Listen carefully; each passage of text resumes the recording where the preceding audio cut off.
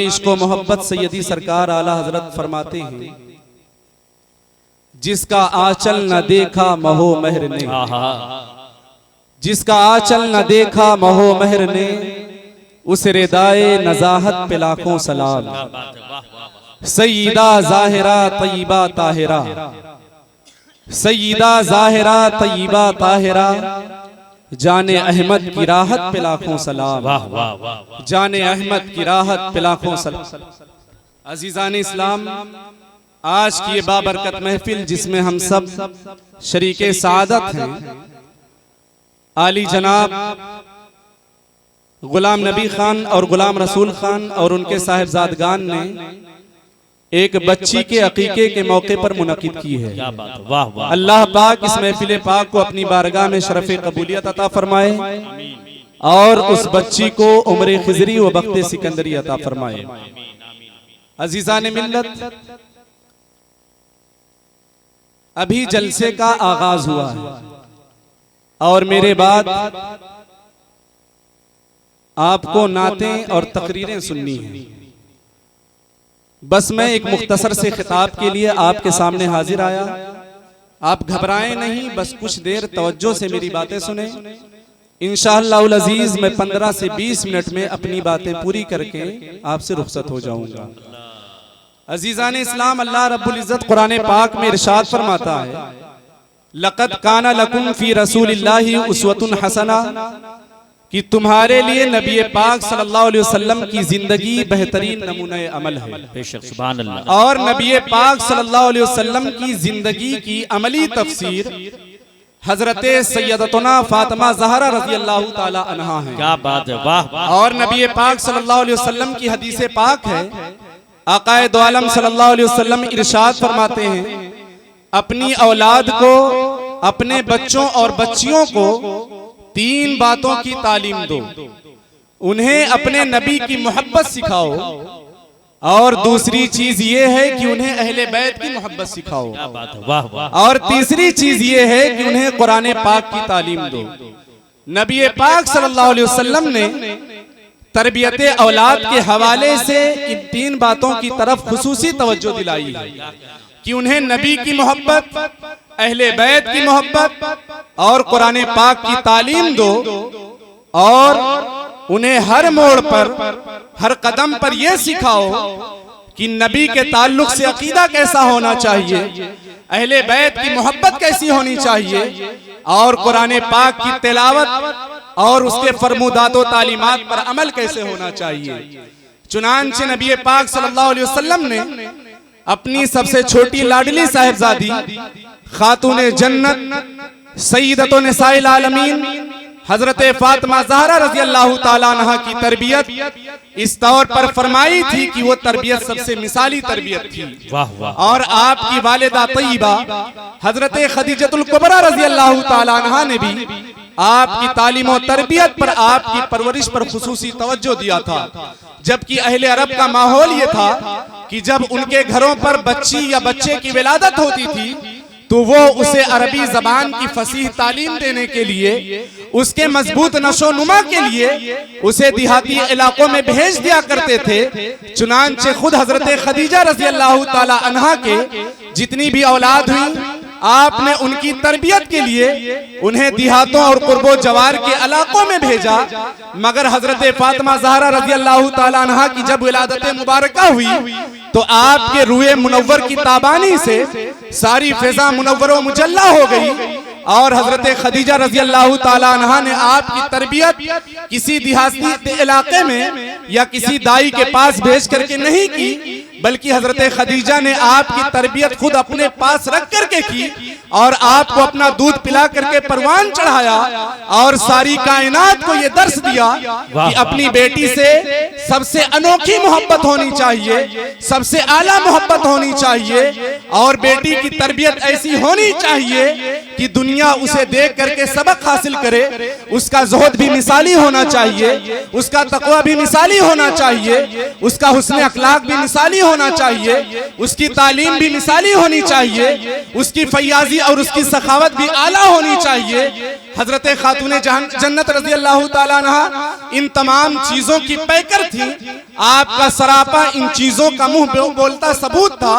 चुनांचे हजरत खातूने जन्नत रजी अल्लाह ताला अन्हा की जिंदगी आप देखें कि आपकी जिंदगी में तकवा और तहारत भी है, आपकी जिंदगी में इफ़्फ़त व पाकीज़गी भी है, आपकी जिंदगी में सखावत व फयाजी भी है, आपकी जिंदगी में दरिया दिली भी है और तालीम व तरबियत का फरोग भी है। और आप अपने घरेलू जिंदगी को इस तरीके से गुजारती थी कि लोग आपकी जिंदगी को देख करके दर्स हासिल किया करते थे। खातूने जन्नत हजरत सैयदा फातिमा ज़हरा रज़ी अल्लाह ताला अन्हा है। आप जब काम काज किया करती थी, घरेलू काम किया करती थी, जब आप अपने घर पर आटे की चक्की चलाया करती थी, उस वक्त भी कुरान पाक की तिलावत किया करती थी। आपके ताल्लुक से हजरत शेख अब्दुल हक मुहद्दिस दहलवी रहमतुल्लाह अलैह फरमाते हैं, आप इमाम हसन रज़ी अल्लाह ताला अन्हु का कौल नकल फरमाते हैं कि इमाम हसन फरमाते हैं, मेरी वालिदा हजरत फातिमा की इबादत और रियाजत का आलम यह था कि जब आप शब में इबादत के लिए खड़ी होती थी तो पूरी रात गुजर जाती थी मगर मेरी माँ का सजदा खत्म नहीं होता था, मेरी माँ के नवाफिल इबादत खत्म नहीं होते थे। और हजरत खातूने जन्नत रजी अल्लाह ताला अन्हा की सखावत देखें कि आपने एक मौके पर जब आपके साहिबजादगान हजरत इमाम हसन और इमाम हुसैन की तबीयत नासाज हो गई तो आपने मौलाए कायनात ने और हजरत खातूने जन्नत की कनीज हजरत फिज़्ज़ा ने ये मिन्नत मानी कि ऐ मौला, अगर तू हसनैन करीमैन को शिफा दे देगा तो हम तेरी रजा के लिए 3 रोजे रखेंगे। अल्लाह रब्बुल इज्जत ने हसनैन करीमैन को शिफाए कामिला से नवाजा। चुनांचे इन 3 अफराद ने उस मिन्नत को पूरी करने का अज़्म मुसम्मम कर लिया और जब रोजा रख लिया तो हजरत मौलाए कायनात के घर में इतना अनाज मौजूद न था, इतना गल्ला मौजूद न था कि उससे अफ्तार का इंतजाम किया जा सकता।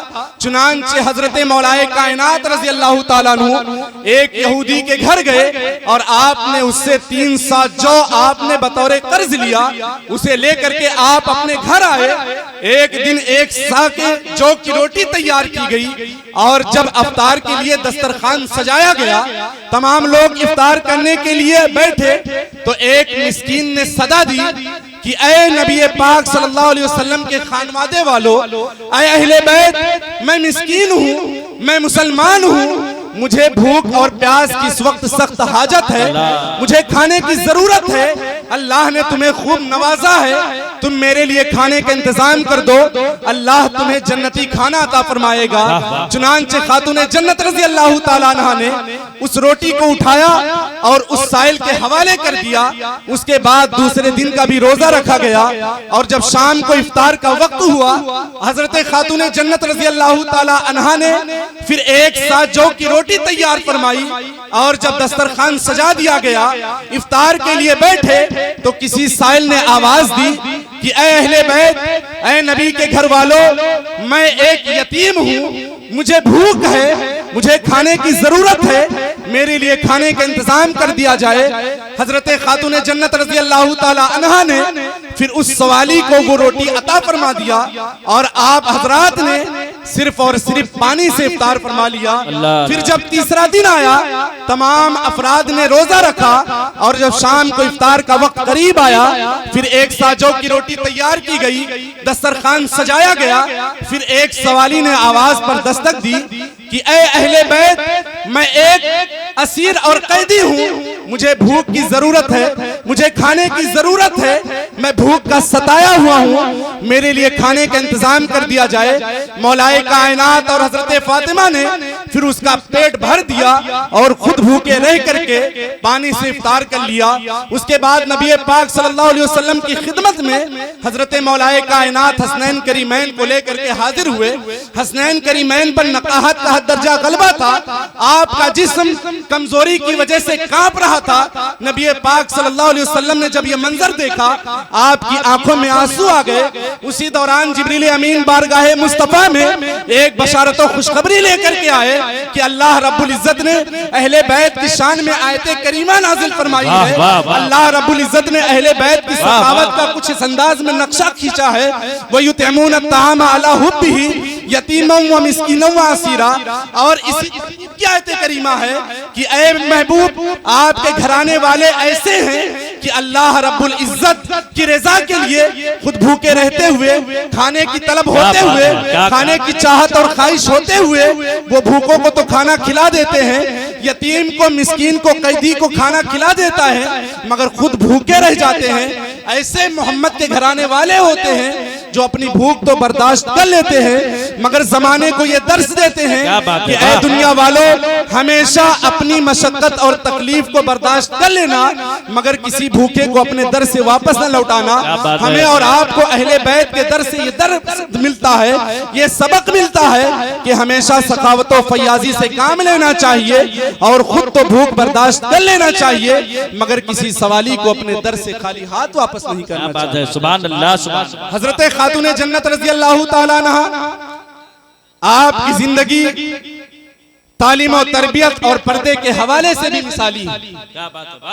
आपसे नबी पाक सल्लल्लाहु अलैहि वसल्लम की 18 और एक रिवायत के मुताबिक 19 हदीसें मरवी। खातून जन्नत रज़ी अल्लाह ताला अन्हा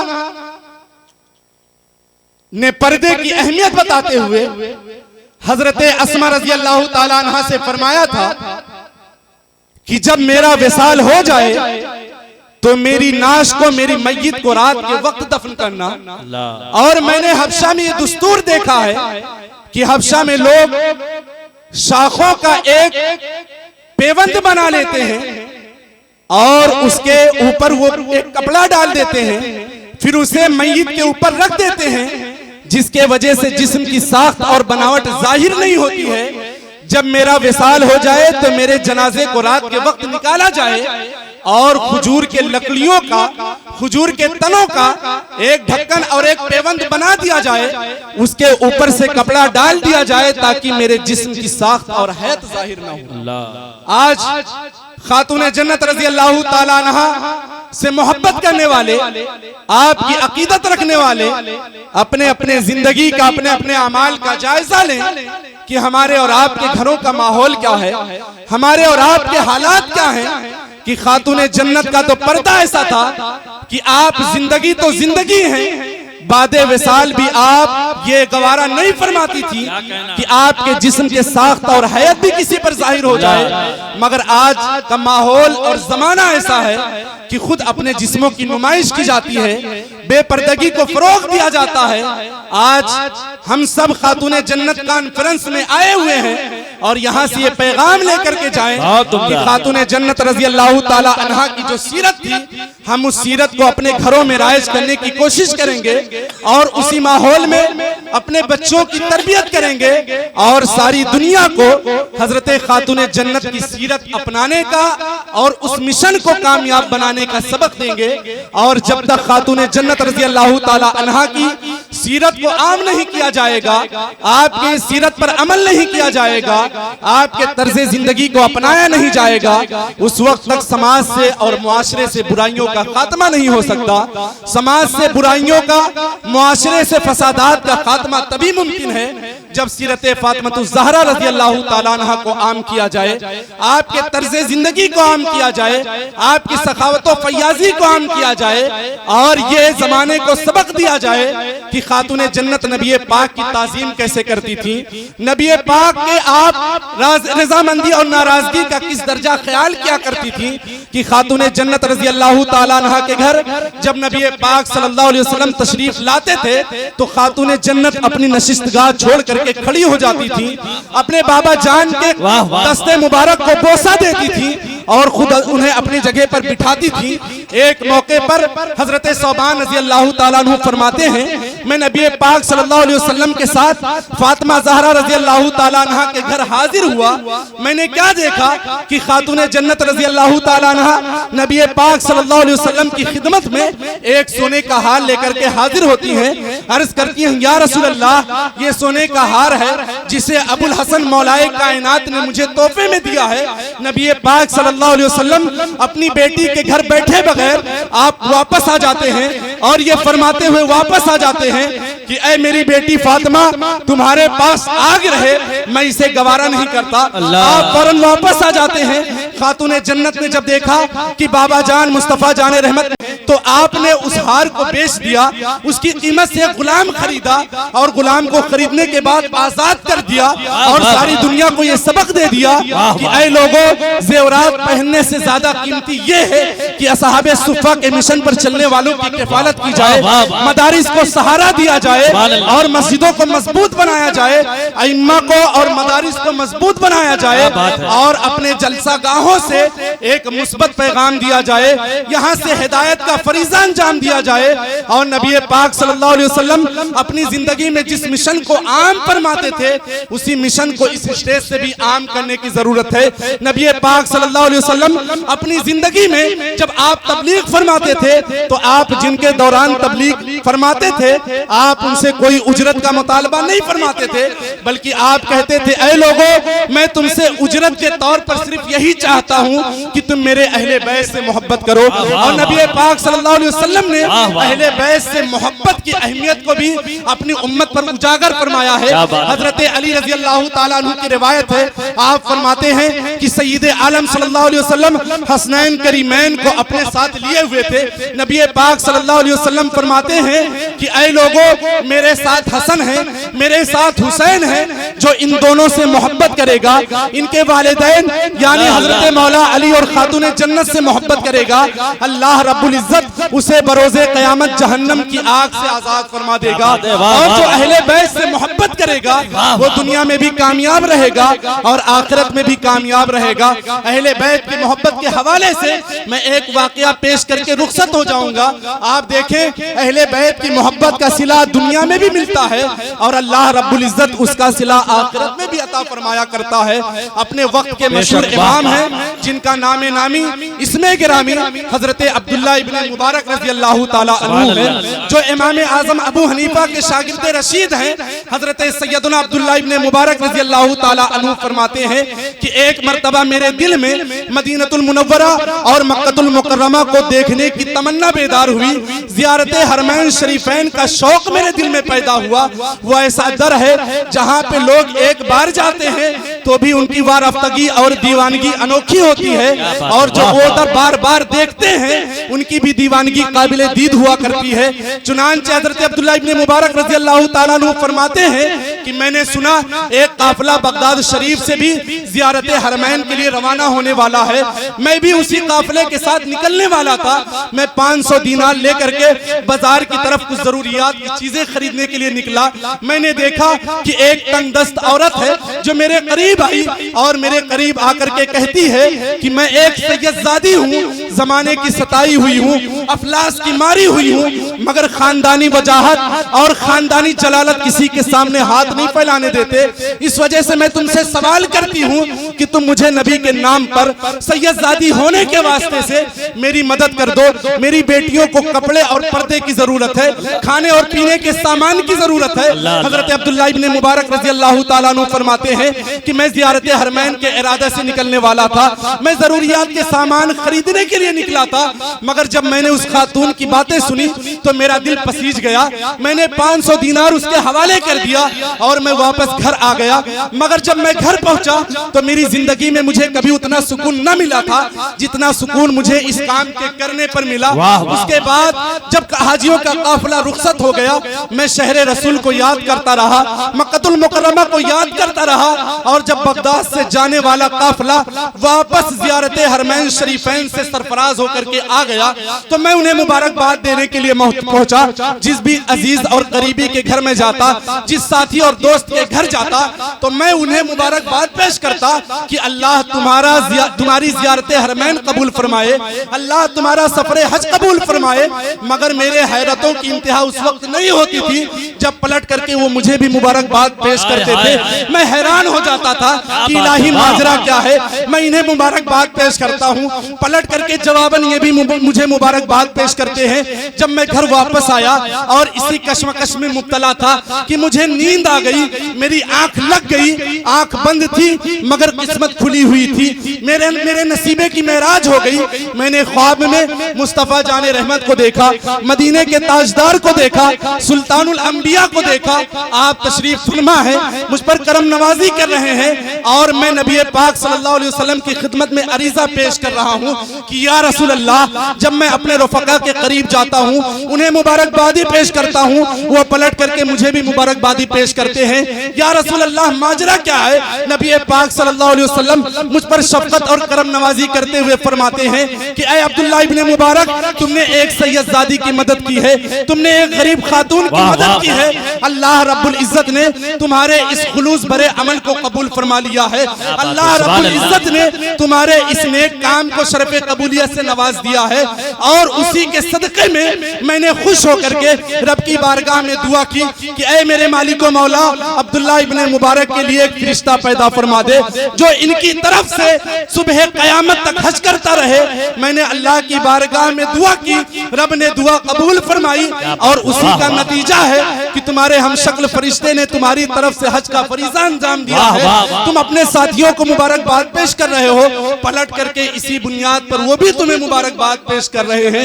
ये अहले बैत से मोहब्बत का सिला ही तो है, ये अहले बैत की मोहब्बत का अजर ही तो है कि अल्लाह रब्बुल इज्जत दुनिया में भी अता फरमा रहा है और क़यामत के दिन भी इंशाअल्लाहुल अज़ीज़ उसका अजर व सवाब मिलता हुआ नजर आएगा। सुभान अल्लाह, सुभान अल्लाह। इसलिए हम सब नबी पाक सल्लल्लाहु अलैहि वसल्लम से मोहब्बत करें, अहले बैत से मोहब्बत करें, कुरान पाक की तालीम हासिल करें और अपनी नस्लों तक इन तीन अहम अमानतों को मुंतकिल करें। अगर इनमें से कोई एक भी अमानत हमने और आपने जाया कर दी तो इंसान जिंदा रहते हुए भी मुर्दा रहेगा। वो इंसान तो होगा मगर उसमें इंसानियत नहीं होगी, वो आदमी तो होगा मगर शरफ़े आदमियत से महरूम होगा। और अल्लाह रब्बुल इज्जत ने, महबूबे खुदा ने जिस इज्जत और सुरखरुई का वादा दुनिया और आखिरत में मुसलमानों के लिए किया है, उस एजाज से, उस शरफ से वो महरूम रहेगा। इसलिए रब की बारगाह में दुआ है, मौला करीम इन तीन अहम बातों पर हम सबको अमल करने की तौफीक अता फरमाए और इसे आम करने की, इसकी तालीम देने की हम सबको तौफीक अता फरमाए। मेरे बोलने में जो भी लफ्ज़िश हुई हो अल्लाह उसे माफ़ फरमाए। वाक़िअ दावाना।